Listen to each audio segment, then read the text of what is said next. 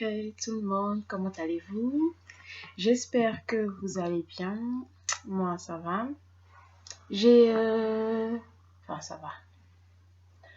Je suis enrhumée et j'ai peur que ce soit la grippe, en fait. Bref, c'est pas grave.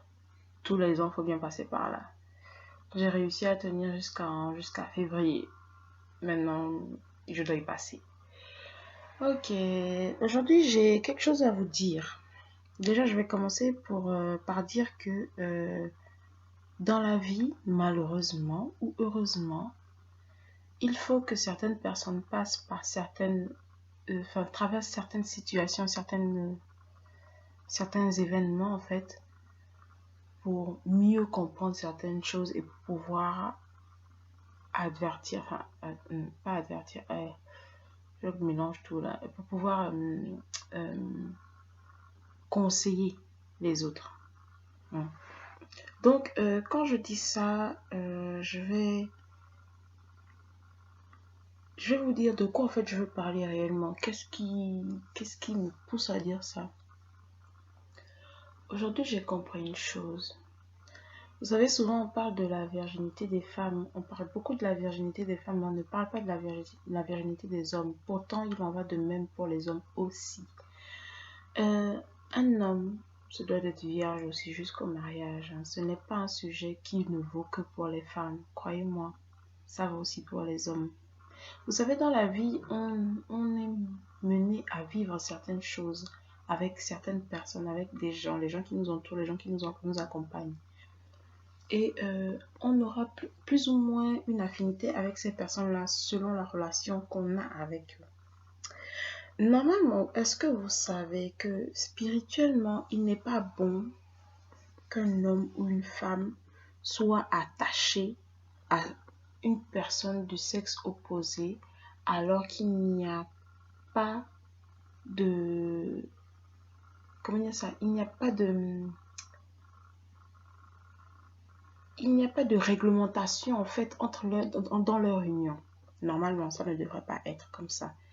Je vais vous expliquer un truc. J'espère que je vais réussir à faire court. Mais voilà une chose que je dois dire. C'est que un homme dans sa virginité ne doit pas... Enfin, je veux dire, un homme un homme doit rester vierge, tout comme une femme. Un homme doit rester vierge. Ça ne veut pas dire que il ne va jamais essayer de voir si c'est la bonne personne ou pas. Mais un homme n'a pas besoin de coucher avec une femme pour savoir si c'est la bonne personne ou pas. Il le sait si c'est la bonne ou pas. Les hommes qui vous disent qu'ils ont besoin de sexe pour savoir si c'est la bonne personne, sachez que ce n'est que charnel. Parce que quand on aime une personne, on n'aime pas la personne d'abord charnellement. On l'aime d'abord spirituellement avant de l'aimer charnellement. Donc, ensuite, parce que le jour en fait où le sexe ne sera plus entre vous, le jour où vous n'aurez plus la performance, où vous ne serez plus la bombolie que vous étiez, ça va partir. Ce sera basé sur quoi en fait? Sur rien, sur du sexe. Non, c'est débile. Qu'est-ce que je veux dire par là? Un homme doit rester vierge. Pourquoi? Parce que en fait, à force d'avoir accumulé une ici, une là-bas, une là-bas, une là-bas, vous ne vous en rendez pas compte, mais même si aujourd'hui vous n'êtes plus avec ces personnes-là, vous vous attachez à elles. C'est-à-dire que spirituellement, les liens sont faits, sont noués parce que vous avez eu contact physique approfondi avec cette personne. Ce qui fait que le jour où vous allez sûrement trouver quelque chose de bien, que vous allez dire, ah ok d'accord c'est bon, j'ai fini de marcher maintenant, je m'arrête là, voilà mon oasis, je vais vouloir me reposer. Le problème est que vous avez déjà tellement accumulé en fait de choses sur vos épaules, les attaches, il y a tellement de liens que au moment où vous voulez mettre le pied pour pouvoir passer le step, la marche en fait pour pouvoir vous mettre sur l'oasis, il y a quelque chose qui vous retire par derrière. Vous n'avez plus, le cordon n'est plus assez élastique pour que vous puissiez vous aller vers la chose à laquelle vous tendez en fait.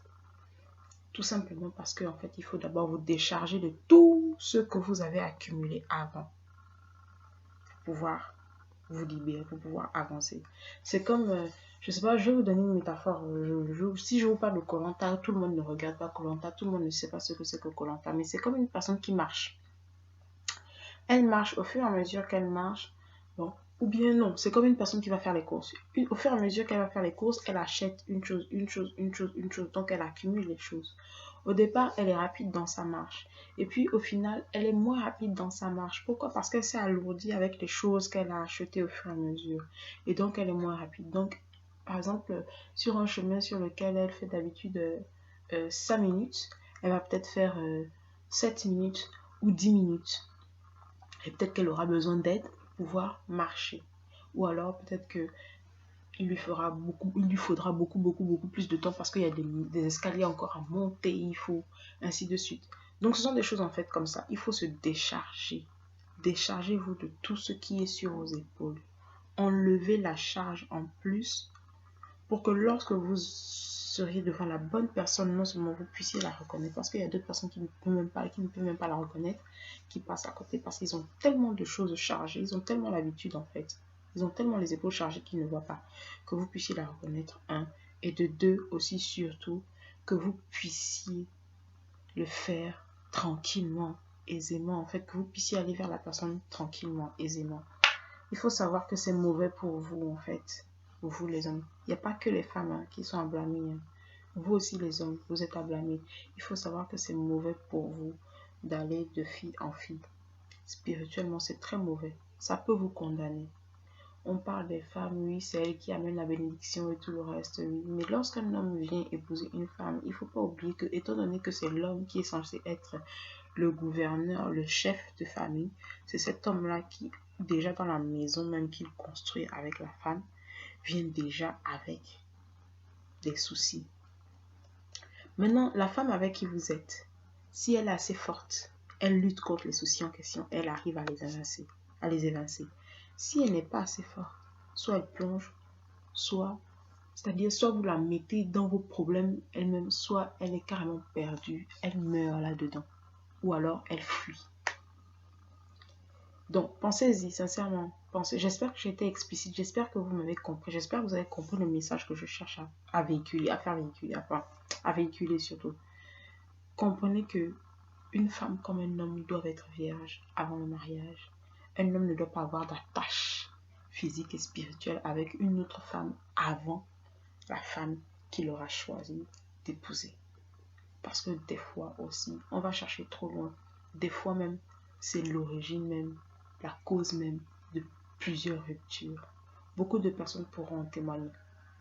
Voilà, je vous laisse sur ce. Je vous fais de gros bisous. Et j'espère que ça a été assez explicite ce que je viens de dire.